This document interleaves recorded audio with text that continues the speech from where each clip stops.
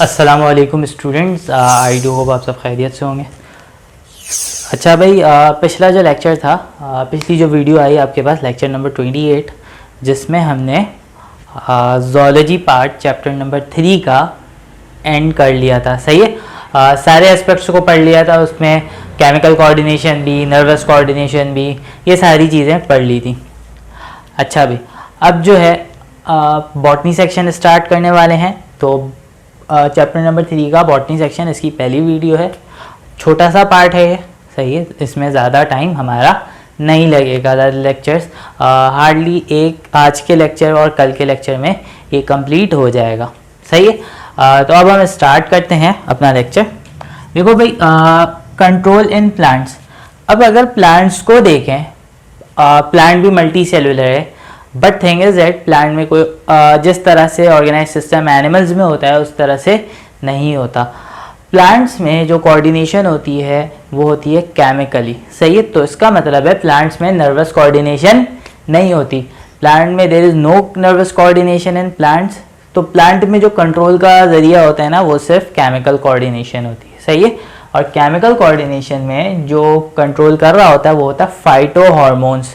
Phyto यानी plants, hormone plant के जो हार्मोन्स, हार्मोन मैंने आपको अच्छी तरह से बता दिया। यानी मैंने बताया था वो केमिकल एजेंट्स, वो केमिकल सब्सटेंस जो कि प्लांट, वो केमिकल सब्सटेंस जो भी किसी भी ऑर्गेनिज्म की फिजियोलॉजिकल कंडीशन में अपना इन्फ्लुएंस रखें, वो हार्मोन्स कहलाते हैं। तो प्लांट की इंटरनल फिजियोलॉजी में, प्लांट की इंटरनल कंडीशन में जो जिसका इन्फ्लुएंस होता है वो क्या कहलाते हैं? फाइटो हार्मोन्स कहलाते हैं। क्योंकि ये स्पेसिफिक है, प्लांट में इमोशंस नहीं है, प्लांट में बहुत सारी चीज़ें जो एनिमल्स में होती हैं वो चीज़ें नहीं होती।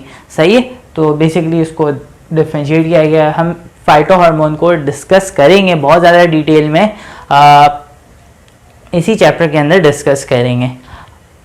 या फाइटो हार्मोन को हम ग्रोथ रेगुलेटर्स भी कह रहे होते हैं, क्योंकि प्लांट का जो भी रिस्पॉन्स होता है, कोई भी प्लांट का जो भी रद्द-ए-अमल होता है, रिस्पॉन्स होता है, वो किस फॉर्म में होता है? ग्रोथ की फॉर्म में होता है। सही है, फाइटो हार्मोन किस तरह से अपनी एक्टिविटी परफॉर्म करते हैं? By showing movement. देखो भाई, जहाँ पे ज़रूरत होती है प्लांट फाइटो हार्मोन उस तरफ मूवमेंट करेंगे। सही, प्लांट की मूवमेंट की थ्रू और मेटाबॉलिक एक्टिविटीज़ के ज़रिए प्लांट की मेटाबॉलिक एक्टिविटीज़ को कंट्रोल करते हैं phyto hormones. By controlling and initiating growth at various region. और क्या करते हैं? कंट्रोल करते हैं, इनिशिएट करते हैं और समटाइम स्टॉप भी करते हैं प्लांट की ग्रोथ को। तो ये मेथड होता है, these are the various method by which phyto hormones acts on plant. सही है, अब बहुत सारी चीज़ें होती हैं प्लांट ने डिफरेंट पार्ट्स में डिफरेंट टाइप्स से, डिफरेंट तरीक़ों से ग्रोथ करनी होती है। हम प्लांट की ग्रोथ और प्लांट की मूवमेंट चैप्टर नंबर 2 में पढ़ेंगे। सही है, चैप्टर 2 में पढ़ेंगे, तब ये चीज़ें और क्लियरली समझ में आएंगी। तो बेसिकली उन ग्रोथ के लिए, उन मूवमेंट के लिए जो नेसेसरी टूल होता है वो फाइटो हार्मोन्स होता है, क्योंकि ये इनिशिएटर्स होते हैं, ये उसको इनिशिएट करते हैं, स्टार्ट करते हैं। आगे आते हैं, biological clock and circadian rhythm. अब एक और बात, एक एक्सपेरिमेंट किया गया था। वो एक्सपेरिमेंट क्या था? देखो, हम कुछ चीज़ें हम देख रहे होते हैं कि भाई एक प्लांट है, उसमें फ्लावर, अब वो फ्लावर दिन का वक्त होता है, यानी जैसे ही डे टाइम होता है सनलाइट की मौजूदगी में वो ओपन हो जाता है, और जैसे ही अंधेरा होने लगता है रात सनसेट के टाइम पे वो क्लोज हो जाता है, बंद हो जाता है। तो हमें देखने में, या अगर हम उसको साइंटिफिकली सोचेंगे तो हमें ये लगेगा कि भाई ये सूरज की रोशनी से ओपन हो रहा है, यानी ये सनलाइट से ओपन हो रहा है, और सनलाइट के ख़त्म हो जाने पे, सनलाइट की इंटेंसिटी ख़त्म हो जाने पे ये क्लोज हो जा रहा है। सबको यही लगता था। अब किया ये गया, उसको एक डार्क रूम में रखा गया। सही है, डार्क रूम में रखा गया, सुबह से लेकर रात तक पूरे दिन डार्क रूम में रखा गया। जब डार्क रूम में रखा गया ना, तो जब दिन का वक्त आया, अब भी स्टिल वो प्लांट डार्क रूम में था, वो उस रूम में अंधेरा ही था। लेकिन जब दिन का टाइम हुआ, जो सनसेट का जो टाइम होता है वो टाइम हुआ, तो उस पर सनसेट तो नहीं पड़ा, उस पर सनलाइट तो नहीं पड़ी क्योंकि अंधेरा था उस रूम में, बट स्टिल उसके फ्लावर्स ओपन हो गए। अब ये बहुत ज़्यादा सरप्राइजिंग था। फिर उसके बाद उसको वहीं पे रखा गया। सही है, फिर उसके बाद उसको वहीं पे रखा गया तो उसके फ्लावर बंद हो गए, क्लोज हो गए। अब यहाँ पे बहुत सरप्राइजिंग था कि भाई ऐसा क्यों हुआ। अच्छा, उसके फ्लावर बंद कब हुए? जब सनसेट का टाइम आया ऑटोमेटिकली, हालांकि वो डार्क रूम में रोशनी नहीं थी, सही है, डार्कनेस थी, स्टिल डार्कनेस की वजह से भी, डार्कनेस की मौजूदगी में भी क्या हुआ, दिन के वक्त फ्लावर ओपन हो गया डार्कनेस में ही, टाइम उस टाइम के अकॉर्डिंग, और जब सनसेट का टाइम आया वो फ्लावर क्लोज हो गया। अच्छा, अब इस चीज़ को और कंफर्म करना था। कैसे कंफर्म करना था?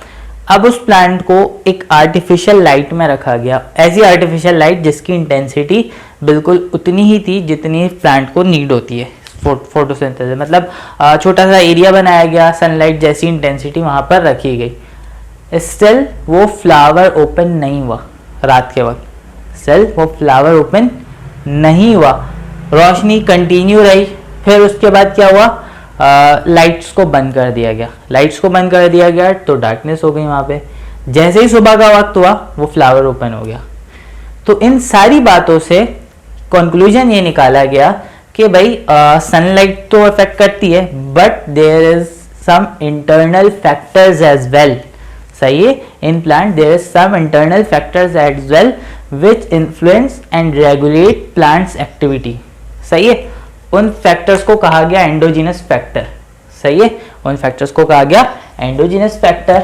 तो बेसिकली ये जो मूवमेंट थी, सही है, ये जो मूवमेंट थी, ये जो चीज़ें थी कि अपने टाइम पे फ्लावर का ओपन हो जाना और अपने टाइम पे फ्लावर का क्लोज हो जाना विदाउट सीइंग सनलाइट, इसको कहा गया कि भाई अंदर कोई सिस्टम रेगुलेट कर रहा है। उस सिस्टम का नाम दिया गया बायोलॉजिकल क्लॉक, सही है, उस सिस्टम का क्या नाम दिया गया, बायोलॉजिकल क्लॉक। अब क्योंकि वो दिन के वक्त ओपन, रात में close, no matter is there if there is any light और नॉट, बट ओपनिंग और क्लोजिंग उसकी कंटिन्यू रही।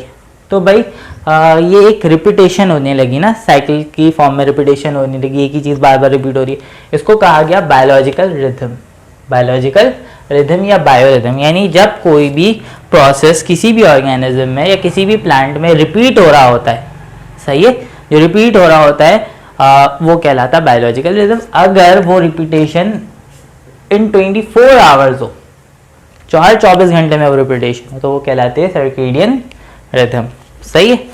अब कोई टाइम मुकर्रर नहीं है तो हम ओवरऑल उसको बायोलॉजिकल रिथम कहते हैं, यानी वो साल में भी हो सकता है, वो महीनों में भी हो सकता है, वीक्स में भी हो सकता है, बट अगर एग्जैक्ट 24 आवर्स का टाइम है तो सर्केडियन रिदम कहलाता है, सही है।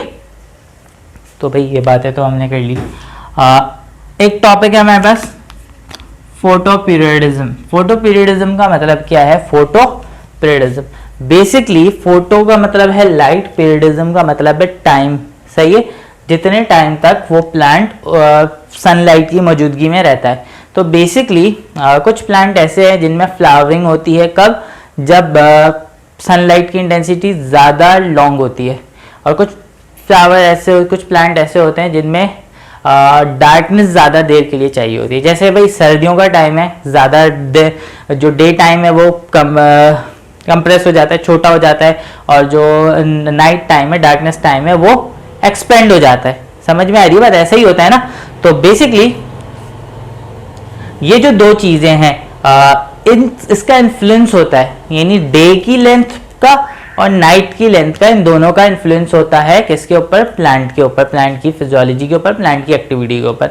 ये इन्फ्लुएंस क्या कहलाता है? फोटो पीरियडिज्म कहलाता है। हम इस टॉपिक को भी बहुत ज़्यादा डिटेल में पढ़ेंगे इन चैप्टर नंबर 4, सही है। तो बेसिकली कुछ प्लांट ऐसे होते हैं जो कि दिन के वक्त, जब दिन का टाइम ज़्यादा होता है, लंबा डे लेंथ ज़्यादा होती है, तो उस वक्त अच्छी ग्रोथ करते हैं, सही है। और कुछ प्लांट ऐसे होते हैं जो कि नाइट लेंथ पे ज़्यादा अच्छी ग्रोथ कर रहे होते हैं, सही है।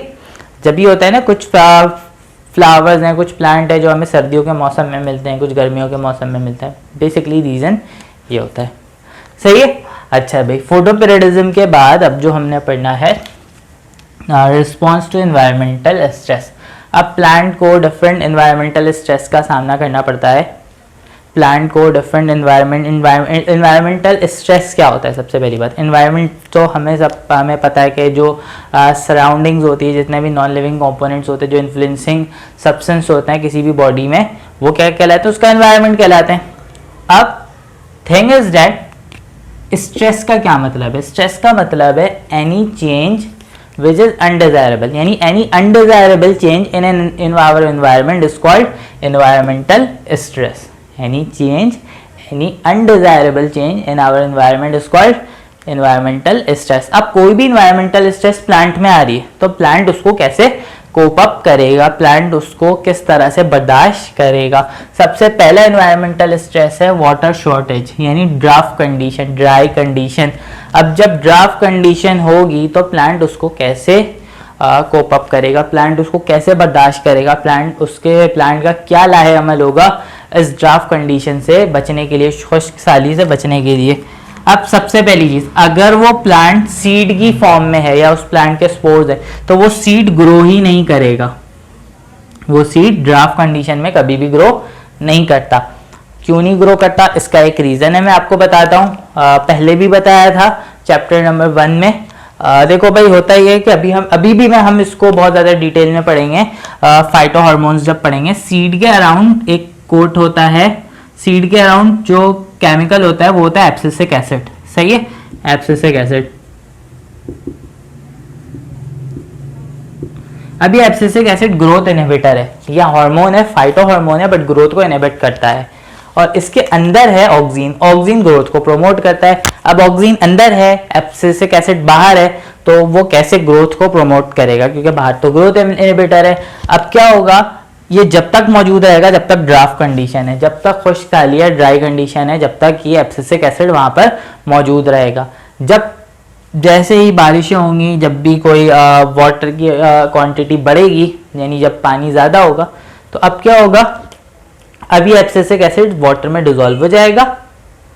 सही, जब बारिश होंगी, और अंदर क्या रह जाएगा, सीड विथ ऑक्सीन। अब वो ऑक्सीजन ग्रोथ को प्रमोट करेगा, इसमें से प्लांट निकल आएगा। सही है, तो ये चीज़ें होती हैं। इसके अलावा क्या होता है, ड्राफ्ट कंडीशन में ट्रांसपायरेशन को रिड्यूस कर दिया जाता है, क्यूटिकल की लेयर थिक हो जाती है, और यही सारी चीज़ें, यही सारी एडेप्टेशन प्लांट कर रहा होता है ड्राफ्ट कंडीशन से बचने के लिए। कुछ समटाइम ये होता है कि लीव्स शेड ऑफ कर देता है, ये सारी चीज़ें कर रहा होता है plant. Oxygen deficiency, oxygen deficiency होगी तो क्या होगा, ऑक्सीजन की जब डेफिशिएंसी होगी, ये किस रीजन में हो रहा होता है, ये ज़्यादातर ऐसे रीजन में जो प्लांट ट्रॉपिकल रीजन में होते हैं, यानी ऊपर के रीजन में होते हैं, ऐसे रीजन में होते हैं जहाँ पर हायर एल्टीट्यूड पे होते हैं। जब हायर एल्टीट्यूड पे होते हैं तो भाई वहाँ पर तो ऑक्सीजन की डेफिशिएंसी होगी। ऑक्सीजन की डेफिशिएंसी से बचने के लिए प्लांट डिफरेंट एक्टिविटीज़, यानी प्लांट जो है जो फोटोसिंथेसिस में जो ऑक्सीजन निकल रहा होता है उसको एटमॉस्फेयर में निकलने की जगह उसको कंजर्व रखता है, और उसी ऑक्सीजन को रेस्पिरेशन के लिए यूज़ कर रहा होता है। सॉल्ट स्ट्रेस, सॉल्ट स्ट्रेस हमने पढ़ा था चैप्टर 1 में। हेलोफाइट्स की क्या एडेप्टेशन होती है, सॉल्ट ग्लैंड्स बना लेते हैं अपनी बॉडी में। फिर उसके बाद क्या होता है, सॉल्ट जब ज़्यादा है, जब सॉल्ट ज़्यादा है तो वाटर की एब्जॉर्प्शन कम होती है। क्यों होती है, क्योंकि सॉल्यूट पोटेंशियल प्लांट में ज़्यादा है, सॉल्यूट पोटेंशियल बाहर ज़्यादा होना चाहिए था, सॉल्यूट पोटेंशियल बाहर ज़्यादा है, क्योंकि सॉल्ट्स के वाटर की एब्जॉर्प्शन में प्रॉब्लम हो रही है। तो सॉल्यूट पोटेंशियल अंदर अपनी बॉडी में बढ़ाने के लिए प्लांट क्या करता है, सॉल्ट ग्लैंड बना लेता है। सॉल्ट ग्लैंड बनाने के बाद वाटर एब्जॉर्ब करने की जगह सॉल्ट एब्जॉर्ब करता है। जब सॉल्ट एब्जॉर्ब करता है अंदर का सॉल्यूट पोटेंशियल बढ़ता है, वाटर ऑटोमेटिकली एब्जॉर्ब होना शुरू हो जाता है। इसके अलावा कुछ प्लांट एटमॉस्फेरिक वाटर को इनटेक करता है ताकि वो इंटरनल डेफिशिएंसी को पूरा कर सके। Fourth one is heat stress. Heat stress भी पढ़ा था, थर्मो रेगुलेशन इन प्लांट कैसे करता है। Plant different heat shock proteins बना रहा होता है, हीट शॉक प्रोटीन्स बनाता है, और इसके अलावा ट्रांसपायरेशन को बढ़ा देता है, वाटर के इनटेक को बढ़ा देता है। ये सारी चीज़ें, ये सारी कुछ चीज़ें हैं जो प्लांट कर रहा होता है ताकि हॉट टेम्परेचर से बच सके। Second, fifth one is cold stress. Cold stress भी पढ़ा था कि भाई प्लांट क्या करता है, प्लांट फैटी एसिड की कंपोजिशन बढ़ा देता है अनसैचुरेटेड, और जिससे क्या होता है प्लांट सुपर कूल हो जाता है और फ्रीज नहीं होता। इसके अलावा कुछ पॉलीमेरिक सब्सटेंसेस की क्वांटिटी को इंक्रीज कर देता है, जैसे कि फ्रक्टांस। जिससे क्या होता है, फ्रक्टांस क्या है, पॉलीमर है फ्रक्टोज का, जिससे वो उसको फ्रीज होने नहीं देता। हर्बीवोरी का मतलब है अगर प्लांट ऐसी जगह है जहाँ पे हर्बीवोरस की क्वांटिटी बहुत ज़्यादा है, वो प्लांट को खा जाते हैं। अब इससे क्या होता है, प्लांट की ग्रोथ में प्रॉब्लम आएगी। तो प्लांट इस चीज़ से बचने के लिए क्या करता है, प्लांट इस चीज़ से बचने के लिए अपने अंदर ऐसे टॉक्सिक सब्सटेंसेस प्रोड्यूस करता है, ऐसे टेस्टलेस सब्सटेंस प्रोड्यूस करता है कि हर्बीवोरस उसको खाना चाहे तो भी खा नहीं पाएगा। सही, क्यों नहीं खा पाएगा, क्योंकि वो टेस्टलेस है सब्सटेंस उस प्लांट के अंदर, या फिर वो पॉइजनस है, जिसकी वजह से उस हर्बीवोरस को नुकसान होगा, उस हर्बीवोरस को प्रॉब्लम आएगी, जिसकी वजह से वो प्लांट को ईट करने से परहेज करेगा। डिफेंस अगेंस्ट पैथोजन, भाई अगर कोई जिस तरह से एनिमल के पैथोजन होते हैं, पैथोजन का मतलब होता है कोई भी ऑर्गेनिज्म, कोई भी ऐसा ऑर्गेनिज्म जो बीमारियां फैलाए, वो क्या पैथोजन है। अगर कोई पैथोजन है और वो प्लांट को नुकसान पहुंचा रहा है, सही है, तो अब प्लांट उससे बचने के लिए क्या करेगा, क्योंकि पैथोजन तो आ गया, अब उसके लिए डिफेंस के लिए क्या करता है, प्लांट डिफरेंट टाइप्स के केमिकल प्रोड्यूस करता है। One of them is phytoalexins produce करेगा, जिससे वो से हेल्प होगी। सबसे पहली बात तो उसको घुसने ही नहीं देना। कैसे घुसने नहीं देगा, बाहर एक हार्डर एपिडर्मिस होती है, बाहर एक प्रोटेक्टिव कवरिंग मौजूद होती है, जिसके ज़रिए से प्लांट के अंदर वो नहीं घुस पाता। बट स्टिल अगर कहीं पर कट लग गया है, कहीं पर कुछ है, वहाँ से अगर वो पैथोजन एंटर हो गया तो फाइटोएलेक्सिन्स रिलीज होंगे और उसको डिटॉक्सिफाई करेंगे। सही, ये कुछ चीज़ें हैं जो आज हमने पढ़नी थी। अब इंशाल्लाह नेक्स्ट लेक्चर में आपको पढ़ाऊँगा फाइटो हार्मोन्स के बारे में। सही है, फाइटो हार्मोन, हमें डिफरेंट टाइप्स के फाइटो हार्मोन्स को पढ़ना है, उसको सीखना है, एक एक चीज़ें उसके बारे में डिस्कस करनी है। ठीक है भाई, आज का आई डू होप जितना भी लेक्चर, जो भी चीज़ें समझाई समझ में आ गई होगी। आसान सी चीज़ है। कल इंशाल्लाह फाइटो हार्मोन्स पढ़ेंगे, प्लांट हार्मोन्स पढ़ेंगे, उसके बाद हमारा ये लेक्चर एंड हो जाएगा। ये पूरा टॉपिक, ये मतलब ये जो चैप्टर था, चैप्टर 3 एंड हो जाएगा। हमने दो बड़े बड़े चैप्टर्स, चैप्टर 1 और चैप्टर 2, बहुत बड़ा चैप्टर 3 सॉरी, ये इतने बड़े चैप्टर्स हैं कि इसको फिजिकल क्लासेस में करवाने में ऑलमोस्ट 1.5 से 2 महीना लग जाता है। सही है, मैं अपना एक्सपीरियंस बता रहा हूँ, क्योंकि बहुत ज़्यादा डिटेल में पढ़ाना होता है। और फिर फिजिकल क्लासेस में ये होता है कि स्टूडेंट सवाल भी करता है, क्रॉस क्वेश्चंस भी होते हैं, उसमें टाइम लगता है, तो इस वजह से थोड़ा ज़्यादा टाइम लग जाता है। बट यहाँ पर थिंग इज़ राइट कि यहाँ पर ऑनलाइन सेशन है, यहाँ पर लेक्चर्स जल्दी से ख़त्म हो जाता है और आपका टाइम भी कम है, क्योंकि 20 से 25 मिनट का लेक्चर होता है, 20 मिनट का लेक्चर था हार्डली। सही है, बट हमने एक बहुत बड़े बड़े टॉपिक्स को कवर अप कर लिया। सही है, अब इंशाल्लाह आगे के और दूसरे चैप्टर को स्टार्ट करेंगे और फिर उससे बाकी की चीज़ें पढ़ेंगे। तो हमने कोई कोशिश ये है कि ऑनलाइन लेक्चर्स में ही हम मैक्सिमम अभी तक जितना हो सके उन चैप्टर्स को कवर अप कर लें। फिर जो मुश्किल चैप्टर्स हैं आगे, वो इंशाल्लाह फिज़िकल क्लासेस में हमने कवर अप करना है। सही, अब इंशाल्लाह अगले लेक्चर में मुलाकात होगी। अपना ख्याल रखिएगा। अल्लाह हाफ़िज़।